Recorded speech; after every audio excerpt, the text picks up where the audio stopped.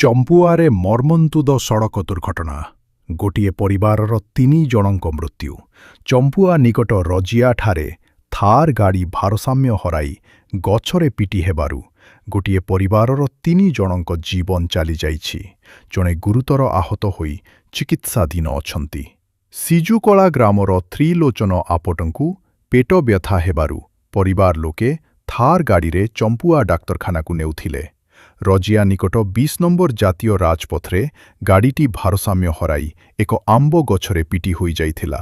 ଘଟଣାସ୍ଥଳରେ ଭାସ୍କର ଆପଟଙ୍କ ମୃତ୍ୟୁ ହୋଇଥିବା ବେଳେ ତ୍ରିଲୋଚନ ଆପଟ ଓ କୈଫୁଲ ଆପଟଙ୍କର କେନ୍ଦୁଝର ସ୍ଥାନାନ୍ତର ବେଳେ ମୃତ୍ୟୁ ହୋଇଥିଲା।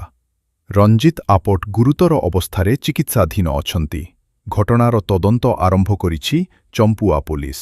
ଏକ ମୁହୂର୍ତ୍ତର ସଡ଼କ ଦୁର୍ଘଟଣା ଗୋଟିଏ ପରିବାରର 3ଟି ଜୀବନ ଛଡ଼ାଇ ନେଇଛି। ସମଗ୍ର ଅଞ୍ଚଳରେ ଶୋକର ଛାୟା ଖେଳିଯାଇଛି। ବ୍ୟୁରୋ ରିପୋର୍ଟ, ଜହାର ରିପୋର୍ଟର।